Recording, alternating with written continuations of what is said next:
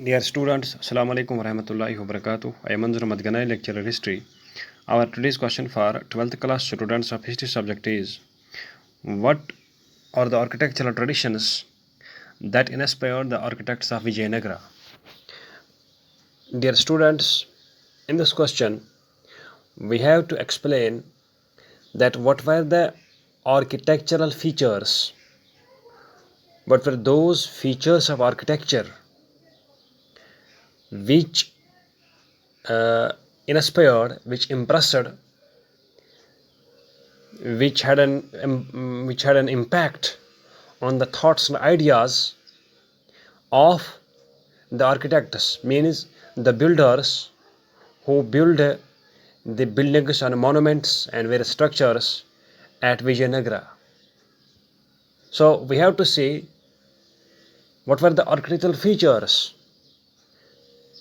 which had impressed their minds, the minds of the builders of Vijayanagara, and how these architects, these builders, then transformed these architectural features into actual practice. Let's answer the question. It is believed that several architectural traditions and architectural features had inspired, had impressed, had an impact on the architects, the builders of Vijayanagara. The architects not only used the traditional and ancient features of architecture while making buildings, but the architects also were impressed with other features of architecture as well in other parts of the world and India, with the help of which these they constructed the temples and shrines and gave them a look of decoration. Let us see what were the architectural traditions, what were the architectural features which had inspired and impressed the builders of the monuments at Vijayanagara, and how these architectural features were then used by these builders in making different temples and shrines at Vijayanagara. Let us see.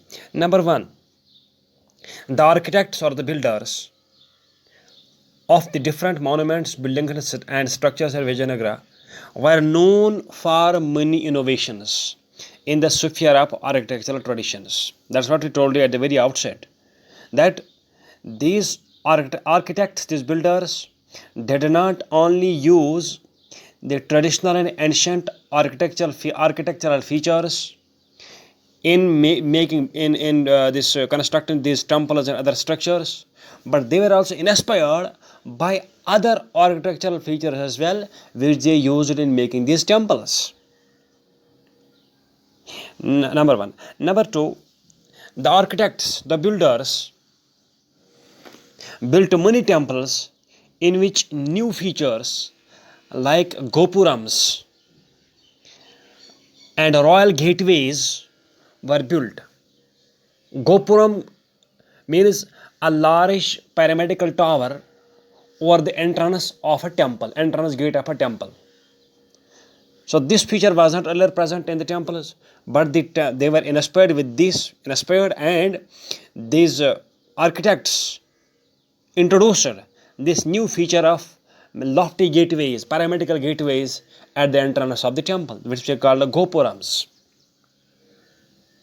They also introduced the system of Vimana in the temples. What is the Vimana? Vimana was basically a lofty tower which was erected over the shrine, or the temple shrine, where the deity was located in the temple. Means in the temple where the deity was housed, where the image of the god or goddess was housed, right over that place, on the top of the building, a lofty tower on the top of the temple, a lofty tower was installed, and that lofty tower was known as Vimana. And this Vimana, this lofty tower, was visible from any part of the city. So the temples can be, and the shrines could be, we can say, visible from any part of the city with the help of these lofty towers that are known as Vimanas. Next, other distinctive architectural features that inspired the architects were the mandaps.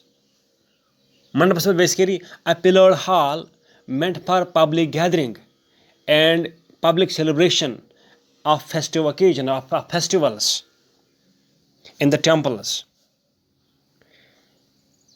There were also pillared corridors. Pillared corridors means these entrances or the path around the temples or on the side of the temples, and these paths provided with a number of pillars, and these were extensive long paths or verandas we can say, and these paths were on both sides covered with the help of pillars, and these pillars also gave a very decorative and designing look to the temples.